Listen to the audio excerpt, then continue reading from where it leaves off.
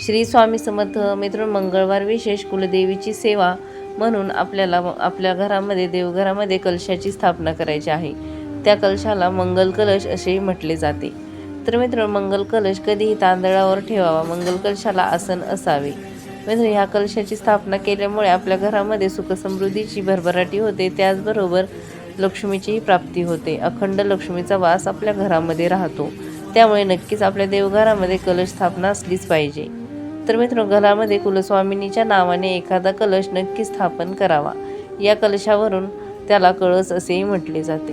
त्यावरती एक नारळ असतो, त्याचबरोबर त्यामध्ये आंब्याची पाने असतात किंवा नागिनीची पाने असतात आणि त्या कलशामध्ये ₹1 आणि 1 सुपारी टाकायची आहे. मित्रांनो, त्याचबरोबर कुलदेवतीचा मंगल कलश देवघरात पूर्व बाजूला ठेवावा.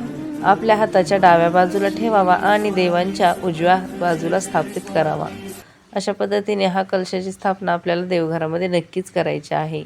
मैत्रिणी, मंगळवारी करा, शुक्रवारी करा किंवा अमावास्येला पौर्णिमेला केला तरी चालेल. यामुळे कुलस्वामिनीचा आपल्या घरावर आशीर्वाद नेहमी असतो. त्यांची कृपा आपल्यावर असते. आपल्या घरावर कोणतेही संकट कुलस्वामिनी येऊ देत नाही. जरी काही संकट येणारच असेल तर कुलस्वामिनी ह्या कलशावरती संकट घेते. त्याचबरोबर मित्रांनो, नारळ बदलायचा नाही, नारळ तोच ठेवायचा आहे. एखाद्या नारळाला तडा गेला किंवा खराब झाला, आपल्याला ते दिसून आले तर तो नारळ पाण्यामध्ये विसर्जित करावा आणि त्या जागी दुसरा नारळ घ्यावा. तुम्हाला वाटेल की प्रत्येक वेळी कलशाची स्थापना करताना नवीन नारळ घ्यायचा का, तर नाही.